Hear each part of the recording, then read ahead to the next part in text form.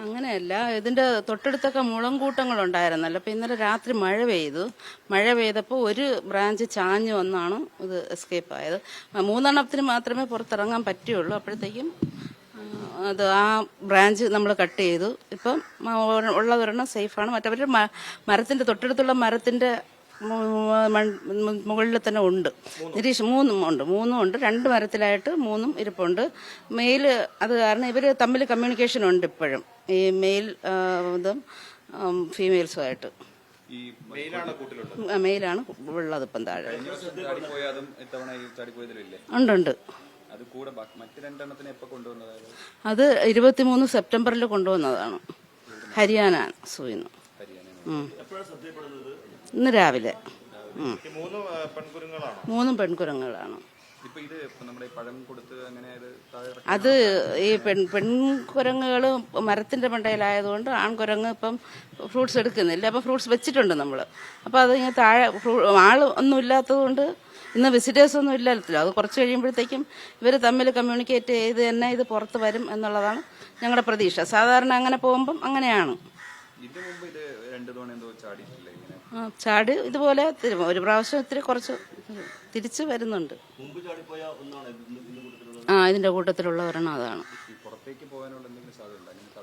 നിലവില് പുറത്തേക്ക് പോകാനുള്ള സാധ്യത ഇല്ല, കൂടിനടുത്ത് തന്നെ ആയതുകൊണ്ട്. പക്ഷേ നമുക്കറിയില്ല, എന്നാലും സാധ്യത ഞങ്ങൾ പ്രതീക്ഷിക്കുന്നില്ല. ഞങ്ങളത് തടയാൻ വേണ്ടിയിട്ട് കീപ്പേഴ്സ് എല്ലാം ജാഗരൂകരായിട്ട് നിൽപ്പുണ്ട്.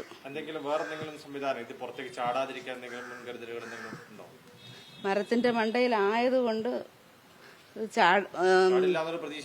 പ്രതീക്ഷ എന്ന് വെച്ചാൽ അടുത്ത മരത്തിലോട്ട് ചാടുകയാണെങ്കിൽ നമുക്ക് വേറെ എന്തെങ്കിലും മെഷേഴ്സ് നോക്കാം.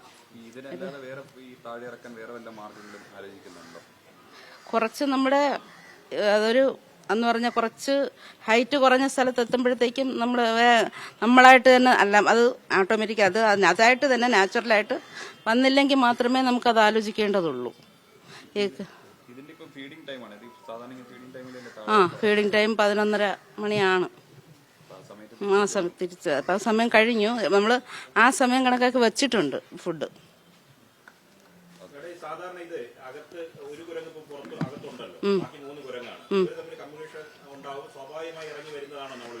അതാണ് ഞങ്ങൾ പ്രതീക്ഷിക്കുന്നത്.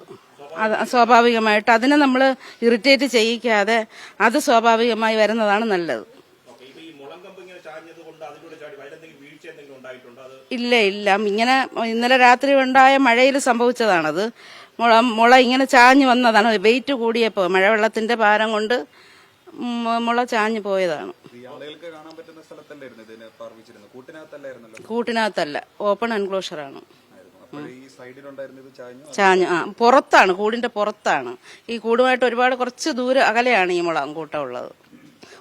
ഒരു ബ്രാഞ്ചാണ് വളർന്ന് വന്നത്. അത് നമുക്ക് ശരിക്കും അത് നിവർന്ന് നിൽക്കുമ്പോഴത്തേക്കും ഇത് താഴോട്ട് വരില്ല. ഇതിപ്പം ചാഞ്ഞത് കൊണ്ടാണ് കൂടിനകത്തോട്ട് വന്നത്. ഇല്ലെങ്കിൽ ഇത് കൂടിനൊക്കെ പുറത്താണ്. അതിനാണ് സാധ്യത.